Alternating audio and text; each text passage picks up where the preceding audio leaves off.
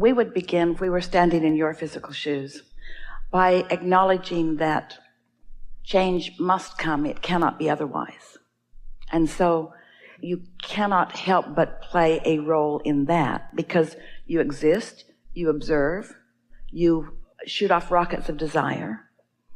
But it's helpful to talk about how any creation happens, and isn't all creation change? Because all creation is experiencing what is, acknowledging how it could be better, launching the rocket of desire, and then lining up with it. Yes? So what you might say is, there are a couple of steps that we get to play in this change that we were born to be a part of. We can do the asking part, which we can't help but do that. We can be step 1. Source is going to be step 2. The vortex, the law of attraction, the cooperative components gathered. When you ask, it is given. Someone should write a book about that. So we're using your perspective and your words, we can be step 1 part of the change, where we focus, we really see the injustices, we launch strong rockets of desire because we expose ourselves to strong momentum of unwanted. And so we're part of the big rocket of desire where we not only want, but we demand something to be different. And we can be a part of the allowing part of it, the receiving mode part of it. Whereas once we've asked for the change, that we stand in vibrational alignment by focusing upon what we're looking for, not what we're pushing against, so that we can be the receivers of the thought, so that we can be the receivers of the perfect timing, so that we can say the right words, so that we can stand at the right place in the right time. Because what so many young people, or not so young people, are translating this conversation to be is that we have to push hard against what we don't want. And of course, step 1 matters in the equation. But if you stay only in step 1, then you deprive yourself of the connection, of the clarity, of the receiving, of the getting to stand as witness of the improvement. And that's why so much goes so slowly. The protests last too long, and people hold themselves in defiance of their own desires. But you must teach to the clarity of your example. And the thing that happens to so many people that want to lead movements is that they have discovered that the majority of the population of the planet, the majority of those people are in step 1, pushing hard against step 1. And so in order to get their attention, you have to do that too. And then you defeat your own platform, because you can't be in step 1 and step 3 at the same time. Step 1 is the asking mode. Step 3 is the listening mode, the receiving mode.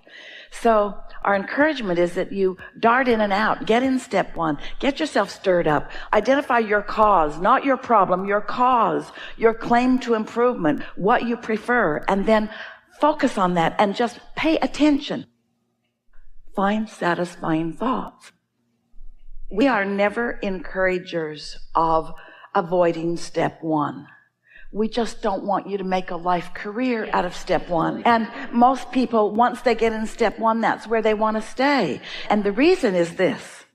We understand the reason. They have a valid reason. It just doesn't serve them very well. Is that the unwanted thing that happened, that step 1 moment, caused them to want a better world, to want a safer world, to want a happier world, a world that right now they don't believe is possible because they're all twirled up in what they're watching on television or the reality of what just happened. And so it feels to them that in order to justify all this new goodness that they're asking for, that they have to push really, really hard against the badness. But how it works is you teach by the clarity of your example. Some years ago, a family came to these gatherings when the gatherings were much smaller, in very early days that Esther was allowing people to know she had this weird gift. And 2 people married, husband and wife, both physicians, and they had a small airplane that they flew frequently to do humanitarian work in communities not too far from where they lived. And they had a young daughter, and they were flying back to their home in the desert and misunderstood which way the wind was blowing and approached the landing from the wrong direction, and their plane flipped over and caught fire. And no one was hurt. They got out of the plane, but the young girl was shaken by it. And what her statement to her mother was, we've been listening to Abraham and we believe we create our own reality. And how did we do this? Now she felt vulnerable and afraid, and her mother wanted to know what she might say. And we said, hardly anybody survives a plane crash, but you did. You came in from totally the wrong direction, flipped over, caught on fire, and all got out. We'd say, something's going well for you, wouldn't you? And so the important thing is to do whatever you can do to help your daughter maintain her connection with her source. Because when she's in connection with her source, she'll feel good. She'll feel safe. She will attract things that are. And the worst thing you can do is fan the flames of what makes her feel vulnerable. And so we get it. People don't want to hear that. They want you to face reality, and they want to take all kinds of action. But you're leading us to the most important thing that we will talk about here together today. You're really going to like it, how it ties together, and the tool that it will give you for clarity along the way and success in whatever it is you're teaching or living yourself. So in every moment that you are awake in your physical body, you are in the receiving mode of something, because you can't turn your tuner off.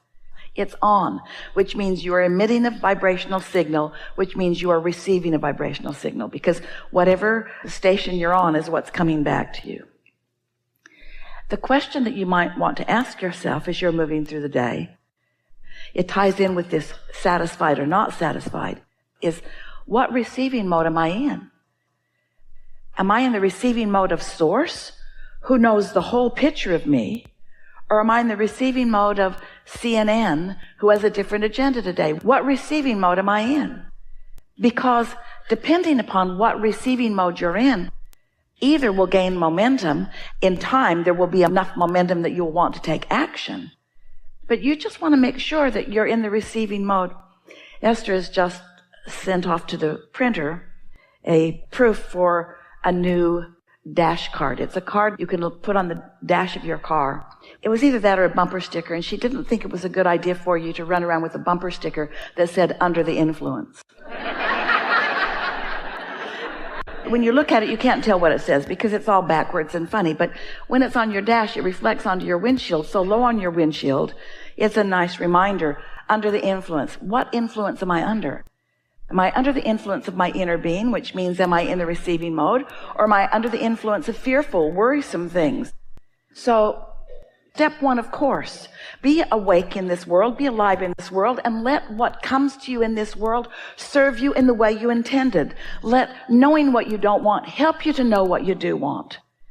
For example, when you're listening, when you're under the influence of Source, the eventual ideas that will flow to you will be ideas such as offering love as often as you can, and noticing in advance those who are feeling like fish out of water, and maybe doing something to soothe them before they feel so disenfranchised and misunderstood that they are actually in a place that as they're trying to move up the emotional scale, they move into revenge.